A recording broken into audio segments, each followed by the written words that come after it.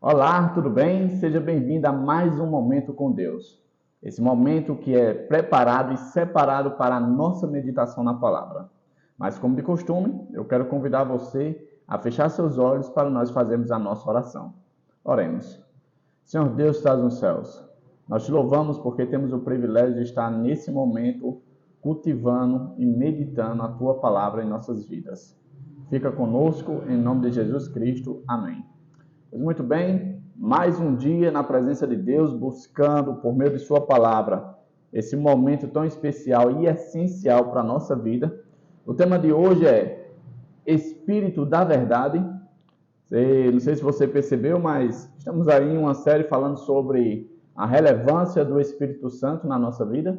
E hoje nós vamos aprender mais algumas coisas que são importantes para nós e que são de fruto e responsabilidade do Espírito de Deus. Então, quero convidar você a abrir sua Bíblia no livro de João, certo? Livro de João, capítulo 16, o versículo é o 13. João, capítulo 16, verso 13, diz assim: Quando vier, porém, o Espírito da verdade, ele vos guiará a toda a verdade, porque não falará por si mesmo, mas dirá tudo o que tiver ouvido e vos anunciará as coisas que hão de vir. Presta atenção, quando vier, porém, né? Esse contexto aqui, irmãos, ele fala das últimas instruções que Jesus estava passando aos seus discípulos antes de subir para os céus, né? Jesus, nos versos anteriores, chega para os discípulos e diz: olha, eu vou subir, mas não fiquem preocupados, vocês não vão estar só. Eu vou falar com o Pai para ele mandar um consolador. Isso ele estava se referindo ao Espírito Santo, né? O interessante disso é que ele estava prometendo que o Espírito iria ir até eles, ou seja, iria estar com eles, e ele ainda confirma em outro verso dizendo que o Espírito estaria neles. Isso é muito importante.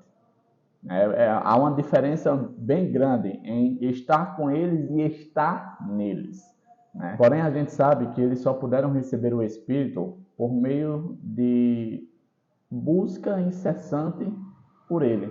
Você sabe, conhece a história que os discípulos passaram ali alguns dias reunidos juntos, orando e clamando a Deus pela descida do Espírito. Da mesma forma, isso pode ser uma realidade na nossa vida, né? Um ponto fundamental que o texto falou hoje é que o Espírito iria conduzir eles a toda a verdade. Sabe, nós temos a Bíblia Sagrada, como nossa regra de fé e nossa base sobre a verdade, né? Às vezes a gente olha para esse livro e diz: meu Deus, como é que pode um livro tão antigo, né? Foi preservado aí por vários anos pela história e não ter nenhuma contradição nele. Como?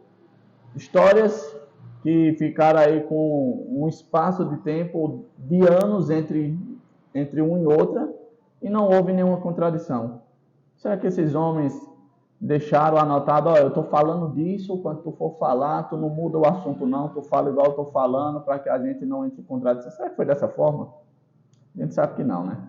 A bem verdade, a gente sabe que por mais que a Bíblia tenha sido escrita por homens, mas foram homens escolhidos e inspirados pelo Espírito de Deus, né? Esses homens não escreveram aquilo que vinha à cabeça deles por si só. Deu vontade de eu falar sobre esse assunto, eu vou aqui dar minha opinião. Não foi dessa forma. Eles foram inspirados pelo Espírito de Deus. Foram conduzidos, foram as ferramentas de Deus para a proclamação da verdade de Deus. E por isso que um livro tão antigo como esse, que nós sabemos que é um livro que é a palavra de Deus, como alguns acham aí que contém, não. Ela é a palavra de Deus. É um livro que, por mais que tenha muito tempo de história, é um livro completo, que aborda todos os temas e áreas da nossa vida, necessários para a nossa vida. Pois é, o Espírito de Deus, ele conduz nós à verdade. A pergunta que fica é: como ele faz isso, Davi? Como é que ele conduz a gente à verdade? Primeiro, irmãos, nós temos que entender uma coisa: nós temos que pedir a ele para ele nos conduzir. Às vezes acontece de pessoas abrirem a Bíblia, sei lá, vou estudar a Bíblia hoje. Deu vontade de estudar a Bíblia, estou acompanhando um momento com Deus, com Davi, e ele apresenta a Bíblia. Hoje eu vou ter meu momento também, sozinho aqui, particular, e eu recomendo que você faça isso. Li o texto, mas eu não entendi nada. O que está de errado? Por que é que eu não consigo entender? Isso me lembra até a história do eunuco etíope, né, que estava indo adorar a Deus e estava estudando o livro de Isaías, né, o profeta Isaías lá do Antigo Testamento. E aí, quando o Felipe chegou até ele, diz: olha, você entende o que você está lendo? Ele disse: não, eu não entendo nada.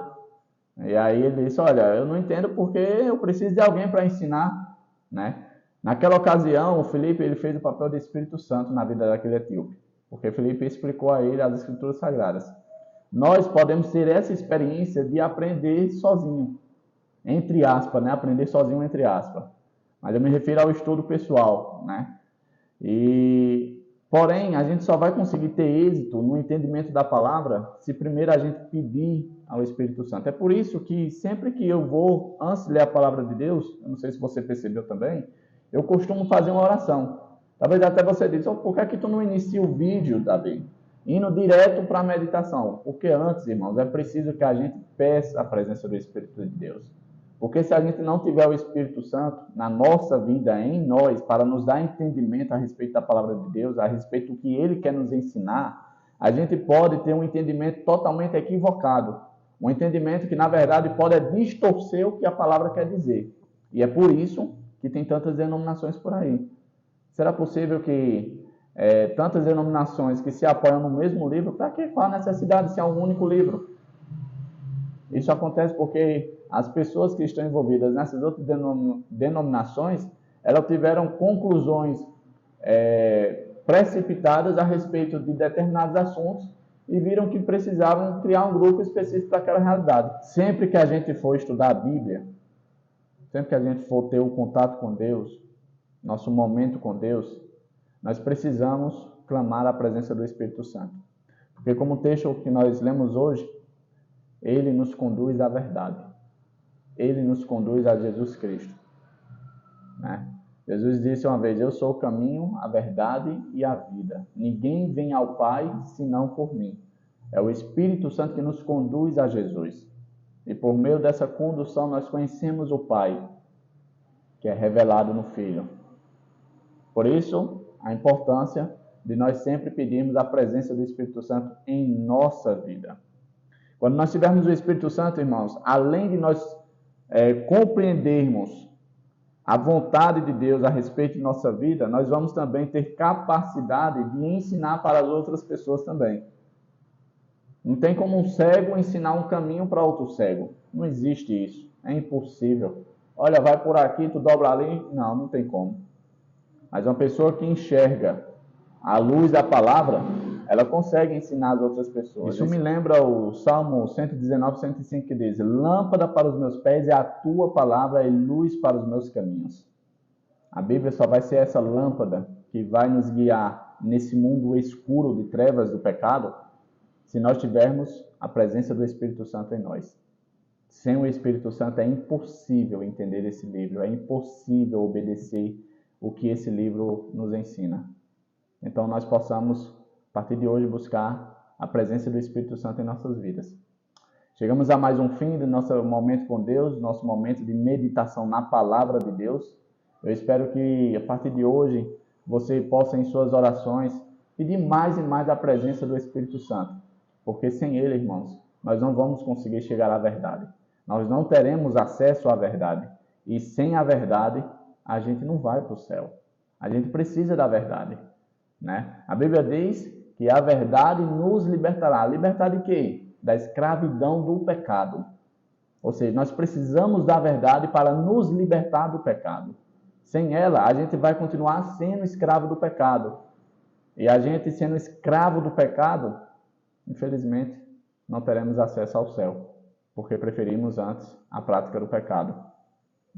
Mas que essa não seja a nossa realidade, que a gente possa ter uma mudança de vida por meio do estudo diário da palavra e tendo acesso ao Espírito Santo que vai nos conduzir a toda a verdade. Tá bom? Façamos como os apóstolos e os discípulos fizeram. Se nós ainda temos dificuldade de entender o que esse livro quer nos ensinar, quer nos dizer no dia de hoje, que nós possamos clamar pelo Espírito Santo. Pois o Senhor prometeu, não somente para os discípulos, mas para todos aqueles que têm interesse em ir para o céu. Busquem o Espírito de Deus. busquem o Espírito de Deus para ter acesso à verdade. Vamos orar? Feche seus olhos, vamos fazer nossa oração. Senhor Deus, estás nos céus, quão maravilhoso é saber que nós temos um Consolador preparado e separado para nós. É bem verdade que nós não estamos só nesse mundo. Nós carecemos de ensinamentos esses que nos conduzem para a verdade.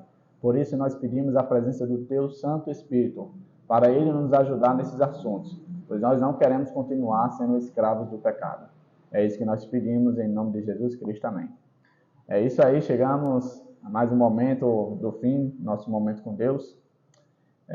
A gente sempre costuma dizer o seguinte, que a gente deve buscar o reino dos céus, né? Mas isso tem que ser uma busca de verdade, né? Não é quando der, não é quando o tempo der, não é quando não tiver nada para fazer. A gente tem que colocar no nosso cronograma do dia um momento com Deus. E depois as outras coisas serão acrescentadas. Essa é a promessa de Deus para nossas vidas. Quer ver essa promessa acontecendo? Coloque Deus em primeiro lugar. A Bíblia diz que Deus nunca viu um justo desamparado. Então, com certeza, isso não vai acontecer com você. Tá bom? Até o próximo dia. Nós nos vemos amanhã.